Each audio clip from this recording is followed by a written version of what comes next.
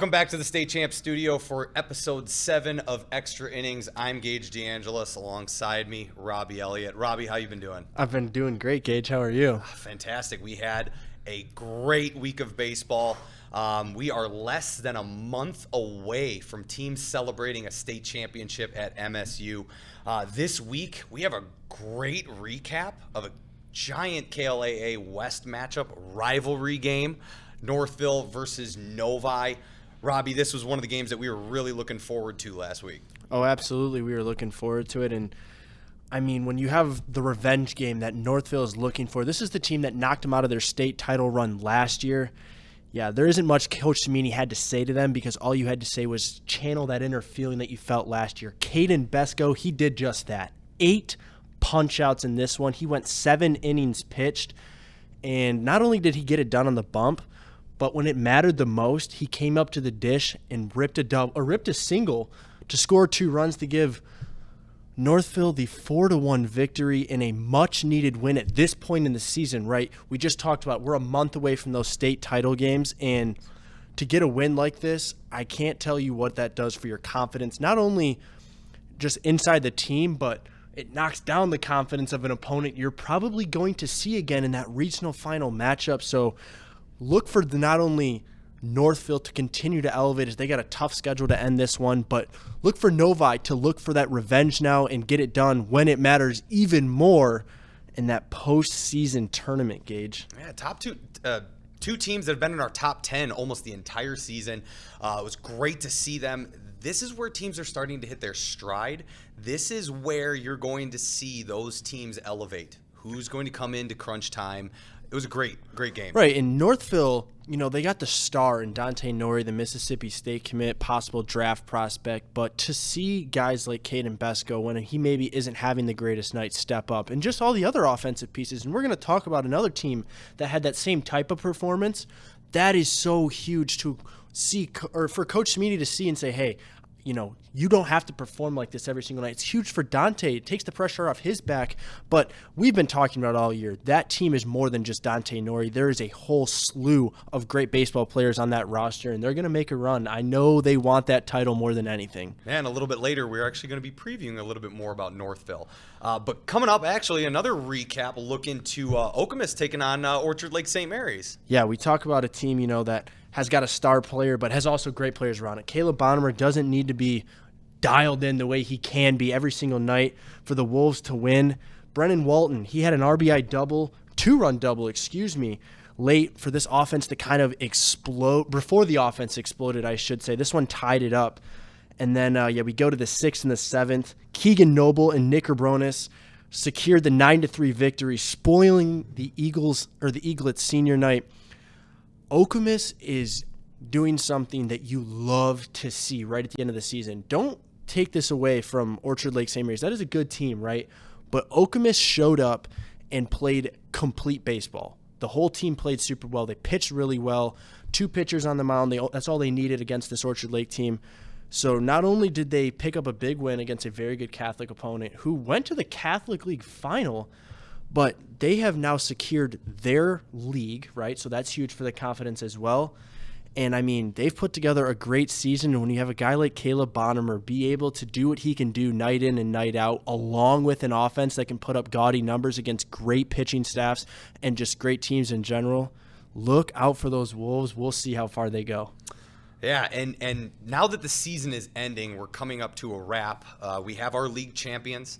We have our conference champions. It's a matter of now we're starting to get into those exhibition games to get you ready for the state championship, or the state championship run, I should say. 2 of those teams that we're going to be looking into that are going to be playing this week, we're going to have Northville taking on Brother Rice. Top 2 teams in the state, as well as 2 of the top coaches in the state, Robby. It's a matter of what are we looking for in this matchup ahead of the state championship tournament? Well, first of all, just to talk about those coaches, you want to talk about 2 of the top coaches in the state? Yeah, absolutely. But how about 2 coaches who know each other super well? Dan Cimini, who used to coach at University Liggett, and Bob Riker, obviously he's been at Rice forever. Those 2 have clashed in the Catholic League for so long, so that just makes this matchup even more fun. They know their coaching styles. They know how they're going to play now. Obviously, Dan Cimini's in a different dugout now. But here's what we're going to have to look for. We know the offense is there for Northville. We know Rice can put up runs, right? It's going to be who's going to get the ball for Northville? Is it going to be Justin Brown, the Michigan commit? Is it going to be Caden Besco? Is it going to be somebody else that we're not foreseeing? And then who does Bob Riker choose? The amount of Division I prospects he has to offer to put on the mound, I mean, and they've all done super well. I don't see a game that, if you want to see what the product of Michigan high school baseball is in this state, show up and watch this one. I mean, this is the two best coaches, like we said, some great pitching, and you're going to see a lot of stars on the offensive side. I mean, there is simply not a better matchup in my mind right before the tournament. This just gets both teams ready. It does not matter who wins this one. You are going to be seeing the best. And when you play the best, you ultimately end up probably being the best when this thing is all said and done. Absolutely. And this is also one of those other games where you're going to see a lot of college coaches.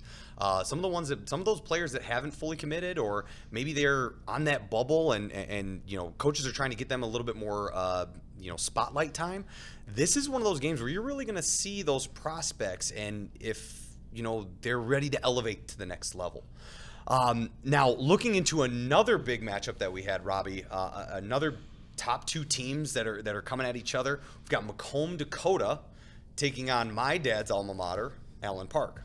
Yeah, this is going to be a fun one because Allen Park, playing in that tough down River League, they have tons of experience. They're, I would say, as battle tested as it can come for a school like this. And Macomb, Dakota, let's just talk about this team a little bit. When it comes to the pitching staff, we just talked about a great pitching staff in Brother Rice and Northville. Well, this has got another pitching staff that I will just give an entire shout out. Whole pitching staff, there's too many great names to name. All of them are super good.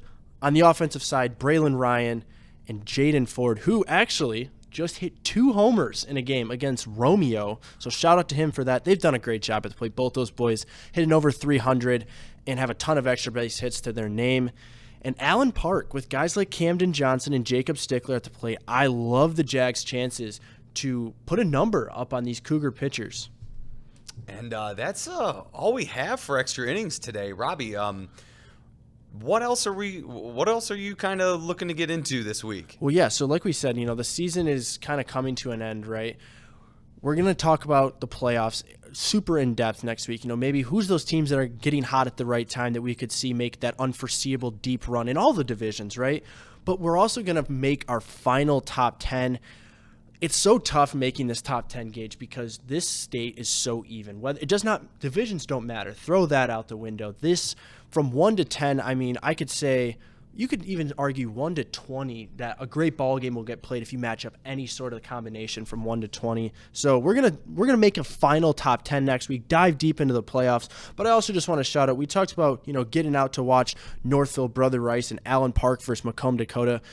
There's some other great games. Flint Powers Catholic is going to go play Grand Blanc. We talked about some small schools, some really small schools. Inland Lakes and Beale City are going to play.